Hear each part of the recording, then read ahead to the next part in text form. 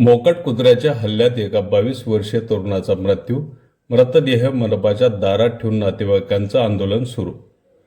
मोकाट कुत्र्याच्या हल्ल्यात एका 22 वर्षीय तरुणाचा मृत्यू झाल्याची दुर्दैवी घटना लातूर शहरात घडली आहे.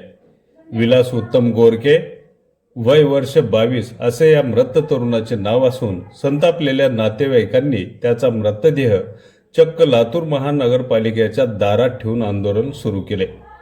जोपर्यंत आम्हाला न्याय मिळणार नाही तोपर्यंत आम्ही मृतदेह येथून उचलणार नसल्याचा पवित्रा विलास गोरखे या मृत तरुणाच्या नातेवाईकांनी घेतलाय.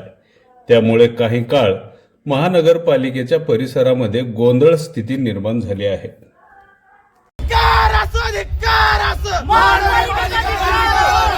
या महापालिका प्रशासनाचं करायचं काय?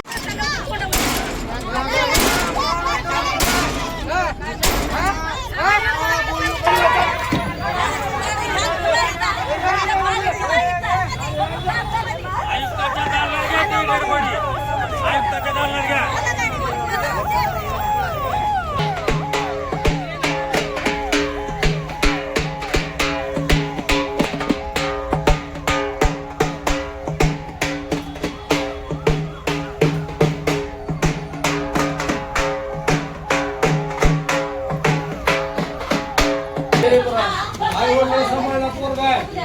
उद्या कोण त्याच्या आई वडील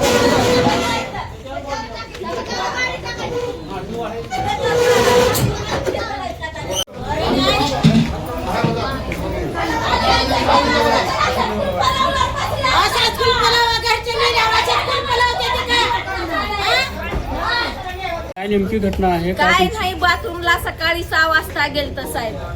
बाथरूमला गेल्या जागीच कुत्र्यावानी त्याला चिरले. आलो तिथून त्यानं झालं उठून, काय झाले बघा म्हणलं तर कुत्र चावलंय म्हणला. दवाखान्यात गेलो. दवाखान्यामध्ये इंजेक्शन लावले, गोळ्या दिल्या, माघारी धाडले. 4 वाजता जास्त झाल्यावर फिर दवाखान्यात नेलो. दवाखान्यात नेल्याच्या नंतर तिथं काय सांगावं आता, घरचंच गेलं. काय सांगा बाबा तुम्हाला. बरं, आता इथे डेड बॉडी आणून ठेवला. तुमची काय नेमकी मागणी आहे?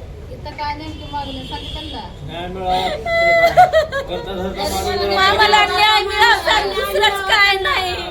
आम्हाला तुमचं धन दौलत काय नाही, आम्हाला खाली न्याय पाहिजे. त्यांना पाय पोचणारा त्यानं गेला, कोणी नाही म्हाताऱ्यापाशी. न्याय म्हाताऱ्याला पाहिजे. त्यानं कुठपर्यंत होतं तिथं करणारा गेलं. एवढंच मागणं आम्हाला, दुसरं काही नाही. कोणाचं धन दौलत नाही, आम्हाला खाली न्याय पाहिजे.